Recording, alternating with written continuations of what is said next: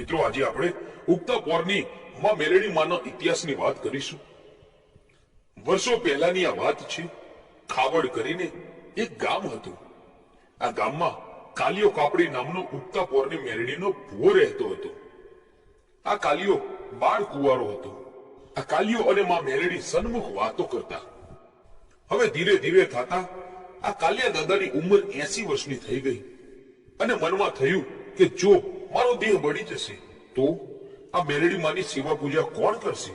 આવો વિચાર કરી એ તો માની ચુંદડી અને ત્રિશુલ લઈ હાલી નીકળ્યા અને થયું કે કોઈ સારો સેવક મળી જાય તો મારી ઉગતાની મેલડી ધૂણવા આપી દઉં।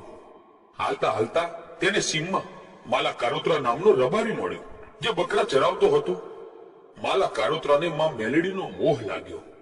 તે બોલ્યો, હે કાલિયા દાદા, મને તમારી મેલડી ધૂણવા આપો। હું જીવીશ ને ત્યાં સુધી તેમની સેવા પૂજા કરીશ। એટલે કાલિયા દાદાએ કહ્યું કે હું મારી મેલડી તને આપું, તેના બદલામાં તું મને કાબરી બકરી આપ। એટલે માલો બોલ્યો, ભલે દાદા, લઈ જાઓ। ભલે કહી કાલિયા દાદાએ ત્રિશુલ અને ચુંદડી 10 હાથ દૂર ઉભા રહી છૂટા મૂક્યા અને એ ત્રિશુલ અને ચુંદડી ઉડતા ઉડતા માલા રબારીના હાથમાં આવ્યા।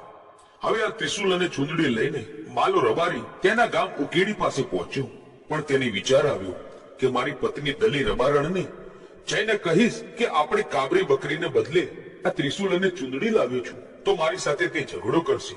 એવી બીકે માલા રબારીએ આ ગામની બહાર એક રાયણનું ઝાડ હતું તેની પોલમાં ત્રિશુલ અને ચુંદડી સંતાડી દીધા અને તેણે ઘેર આવી પોતાના બકરા વાડામાં પૂર્યા। થોડી વાર પછી દલી રબારણ બકરીઓ દોવા આવી પણ તેને વાડામાં કાબરી બકરી ક્યાંય ન દેખાણી। ઘરે આવી દલી રબારણે માલાને કહ્યું કે આપણી કાબરી બકરી મને ક્યાં દેખાતી નથી। એટલે માલો કહે, કોણ જાણે બાજુના ગામમાં બકરા ભેગી જતી રહી હશે એટલે કાલે મળી જશે। આમ માલો ખોટું બોલ્યો। આમ 3-4 દિવસ નીકળી ગયા એટલે માં મેલડી રાયણના ઝાડેથી વિચાર કર્યો કે આ માલો બીકનો માર્યો કઈ બોલતો નથી અને મારે ક્યાં સુધી અહીંયા બેસી રહેવું? તે લાવને દલી રબારણના સપને જાઉં। આવું વિચારી માં મેલડી રાતના 12 વાગ્યાને દલી રબારણના સપનામાં આવ્યા અને બોલ્યા, એ દલી રબારણ, હું ઉગતાની મેલડી ખાવડ ગામથી તારે ગામ આવી છું। તારો માલો મને કાબરી બકરીને સાટે લાવ્યો છે। મારો બીકમાં કઈ બોલતો નથી અને મને ગામની બહાર રાયણના ઝાડની પોલમાં મૂકી છે। સવારે વાગતા ઢોલે મને ગામમાં લાવો અને હું તમારું નામ ઇતિહાસમાં અમર ના કરું તો ઉગતાની મેલડી નહીં। સવાર થયું, દલી રબારણે માલાને વાત કરી અને ગામમાં સૌ ભેગા થઈ માં મેલડીને વાગતા ઢોલે ઘરે તેડી લાવ્યા અને ઘરના પાણિયારે માં મેલડીનું સ્થાપન કર્યું અને બંને પતિ પત્નીએ ભેગા થઈ માં મેલડીની સેવા પૂજા કરવા લાગ્યા। આમ થતા 10 વર્ષ વીતી ગયા હશે અને ત્યાં માલાને ક્ષય રોગ થયો અને તે માંદો પડ્યો। 2-4 વર્ષ ખાટલામાં રહ્યો પછી માલો રબારી તેની પત્નીને કહે છે, દલી, મને એક વચન આપો એટલે મારો જીવ સદગતિ પામે। એટલે દલી રબારણ કહે છે કે તમે જે કહો ને તે હું તમને વચન આપું છું। એટલે માલો કહે છે, દલી, મારા મરી ગયા પછી તું ક્યાંય બીજું ઘર માંડતી નહીં, નહીતર મારી મેલડીની સેવા પૂજા કોણ કરશે? દલી રબારણે વચન આપ્યું અને માલા રબારીએ દેહ છોડી દીધો। દલી એકલી રહીને માં મેલડીની સેવા પૂજા કરે છે। આમ થતા માટું વર્ષ આવ્યું, વરસાદ પડ્યો નહીં અને ઉકરડી ગામના માલધારીઓ જ્યાં વરસાદ સારો હોય ત્યાં માલ ઢોર લઈને નીકળી ગયા। એટલે દલી રબારણ એકલી પડી તો પણ હિંમત કરીને 2-3 મહિના કાઢી નાખ્યા। દુકાળનું દુઃખ દલી સહન ન કરી શક્યા અને ઘરમાં ફોક મૂકીને રડવા લાગ્યા અને કહેવા લાગ્યા, મારા પતિને મેં વચન આપ્યું છે, આ ઘર નહીં છોડું એટલે હું બહાર પણ ક્યાંય નથી જઈ શકતી। મેલડીએ તો સાવ એકલી કરી દીધી। માં મેલડીએ આ વાત કાનો કાન સાંભળી એટલે રાત્રે 12 વાગે માં મેલડી દલીને મળવા આવ્યા। દલીના આંચુ લૂસી માં મેલડી બોલ્યા, દલી ઊભી થા, હું માલા કારોત્રાની મેલડી હાજર છું। એટલે દલી ઊભી થઈ અને મારે પગે લાગી કહેવા લાગી કે હે માં, મારે એક પણ દૂધનું ઢોર નથી, આ દુકાળમાં મારું ઘર કેવી રીતે ચલાવવું? એટલે માં મેલડી બોલ્યા, સાંભળ દલી, કાલે સવારે આપણા ગામની પરવાડે મારવાડની પોઠો નીકળશે। તે મારવાડી પાસે ગાય છે, તે તારે લાવવાની છે। દલી બોલી, અરે માં, મારી પાસે પૈસો નથી, હું આ ગાય કેવી રીતે લઉં? માં બોલ્યા, તો સાંભળ દલી, હું વીછી બની ગામના વાણિયાના છોકરાને ડંખ મારું છું.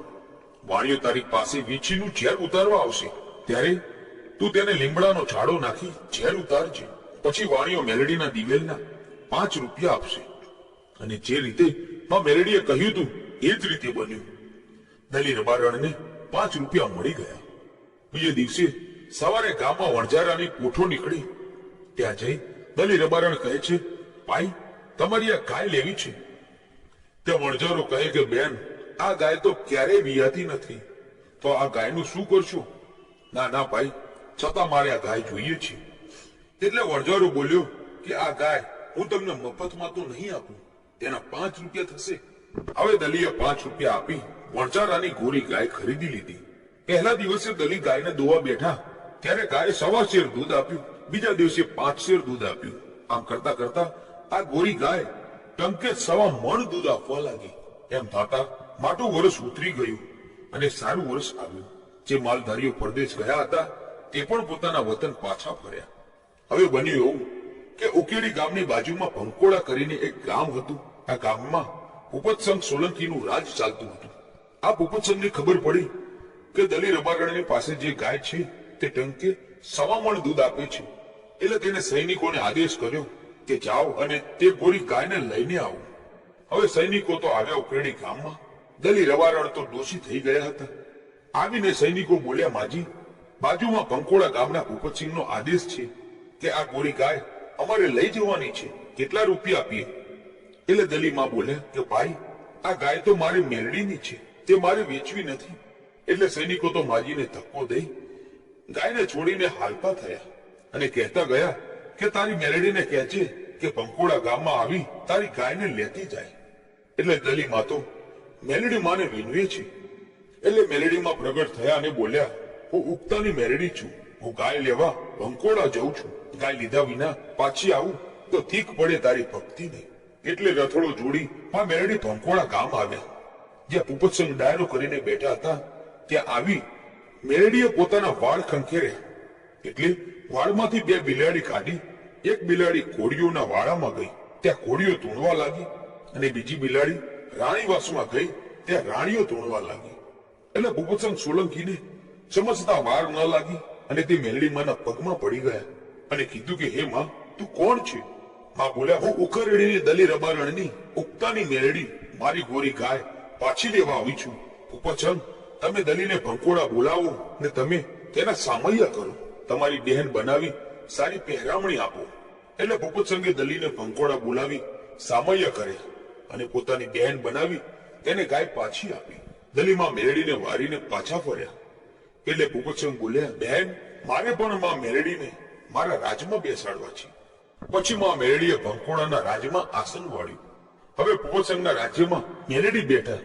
એટલે ભૂપતસંગને માં મેલડીની ભક્તિનો રંગ લાગ્યો. ભૂપતસંગ દર રવિવારે મેલડી માતાના મઢે દર્શન કરવા જતા.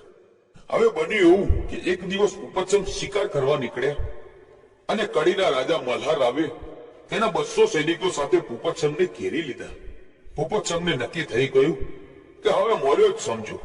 પણ આ દિવસે રવિવાર હતો એટલે ભૂપતસંગને મેલડીમાં યાદ આવ્યા કે હે માં, હું મરું છું એનો અફસોસ નથી, પણ આજે રવિવાર હતો, જો તારા દર્શન થઈ ગયા હોત ને તો મારો જીવ સદગતિએ જાત.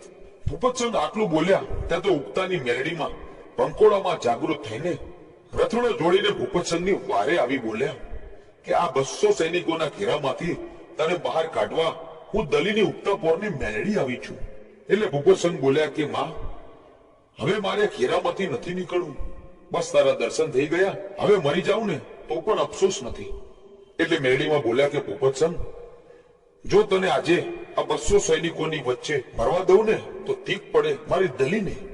તું તારા માથા ઉપર હાથ ફેરવ અને હું તને 10 ફૂટ લાંબો નાગ બનાવી આ 200 સૈનિકોના ઘેરામાંથી બહાર કાઢું ને તો માનજે. અને ભૂપતસંગે તેના માથા ઉપર હાથ ફેરવ્યો. ત્યાં તો ભૂપતસંગ 10 ફૂટ લાંબો નાગ બનીને 200 સૈનિકોના ઘેરામાંથી બહાર નીકળી ગયો. અને માં મેલડીએ પાણીની અંજલી છાંટી. ત્યાં તો ભૂપતસંગ ખોખારો ખાઈને ઉભો થઈ બોલ્યો, તને છે માં મેલડી તારા મોઘેરા અવતારને. તો મિત્રો, આ હતો મેલડી માનો રોચક ઇતિહાસ. મિત્રો આવા જ ઇતિહાસ અને વાર્તાઓ જાણવા માટે આજે જ આ ચેનલ